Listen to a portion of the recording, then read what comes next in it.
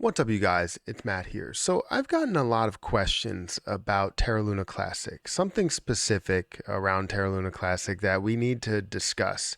And I know I've been talking about this position or this ecosystem for pretty much like every video that we've had so far because there's a lot of stuff that's going on with it, and majority of the positivity is going into this. I would talk about Ethereum because I do like Ethereum. I would talk about ADA. I would talk about Polygon, Gitcoin, all these other positions that I hold. But Terra Luna Classic is that position, that kind of like once in a lifetime type of thing that we've seen, kind of spring up in so many other ways, right? We can see Shiba Inu, that's kind of a once in a lifetime position. Lunic, once in a lifetime position, right? There's so many things that could happen in cryptocurrency that's once in a lifetime. Even something as far as AMC or GME, once in a lifetime positions, and we're all getting them in the same time period that may end up making these moves all in the same time period. So anyways, I wanted to talk about Terra Luna Classic because there have been a number of questions and a number of statements that are saying, why are you even investing into this? Because they can shut down the chain completely. They can completely get rid of whatever you have here, and you won't gain anything, right? You're looking to gain millions of dollars, but Do Kwon can just say, you know what, I don't care, and shut it down. Well, that's not necessarily the case, right? Now, we do have to go through different details. I'm going to explain why that could and couldn't happen at the same time, depending on what does happen. There's a lot of variables that need to happen, or different boxes that need to be checked. But we'll talk about that. So before we get started, make sure you guys hit the like button, hit the subscribe button, hit the notification bell for more videos like this one. Also, make sure you check out some of the links down below. It does help out the channel quite a bit. And if you guys want to follow me on Twitter at Perry8K, you can follow me over there. Now, understand that Terra Luna Classic right now is at a lowish point from where it was, seeing it before at a $1 billion or $2 billion market cap, and now seeing it at a $650 million market cap. Not really the most positive thing in the world. You're seeing a decent amount of volume, 39 million dollars in volume, which is up 8%. And obviously we're focused on this circulating supply. This is what we want. We want the circulating supply to decrease. So we're developing different types of burn initiatives, whether it's Lunatics token, Lunk DAO, or even the 1.2% burn. Now, a lot of people have been asking these questions saying, hey, why are you even investing in this Luna Classic position? They can completely get rid of this, and they're going to once they realize that Terra Luna Classic is doing better than the Luna 2.0. Well, understand that it would be very difficult for them to do that. One, there are basically, I don't even know how many holders, but it seems like there's millions of holders in Terra Luna Classic versus the amount of holders you would see in Terra 2.0. So you already know that you have the community's backing behind it. Do Kwon has come out and said, look, he wants to hand that to the community, and the community handles it.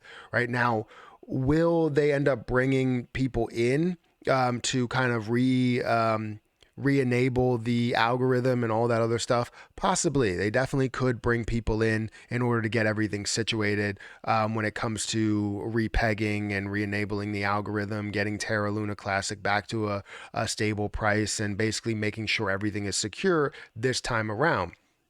They can definitely do that, but will they come in and just close the entire thing down?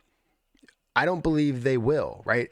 They do have the ability to do it. So you can put in a proposal to basically vote for this to happen, end up getting a lot of votes your way, and you could shut everything down and merge over to 2.0 if they wanted to.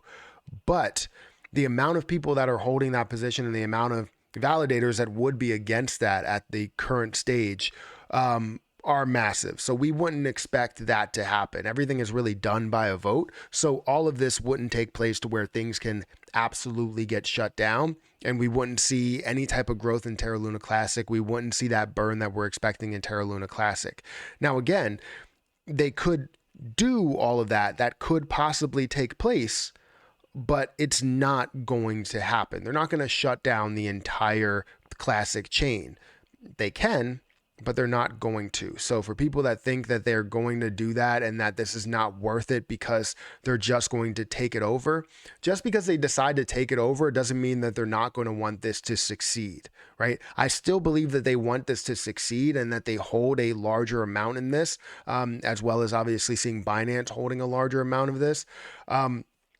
And they will be behind it as long as it does have that success. The reason why they're staying away from it is because they realize that the community has a larger pull than they do. The community is doing something with this to make sure that we see this run. We see this run from the community effort, right? If they decide to come out of here and they go, all right, we're bringing on this dev, this dev, this dev, well, people are going to start getting skeptical and think, oh, well, they're just trying to pump the price so they can take whatever profit they want from it.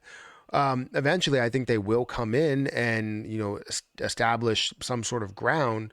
But right now, as the community is building a lot of this stuff, it would change the community's mindset behind what TFL is doing. So if TFL comes in here with multiple devs to make sure this gets on track, it's always in the back of our mind, well, what's their angle? Like what are they really doing here? Are they looking to just profit out of the deal, and just because 2.0 is not working for them?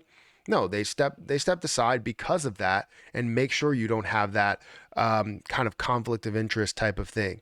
So ultimately, I think the idea where the community is looking to repay the debt for USTC and get USTC back to where it needs to get to, and then also restoring Terra Luna Classic back to some of these higher prices, not really saying that it's going to get to a $500 billion market cap. No, burn off the supply, get it to a $10 billion market cap or $1 billion market cap or whatever, and then get it back to a stable point to where the algorithm can be re-implemented, pay off that UST debt, see UST increase back up to the $1 rate, or, maybe close to it.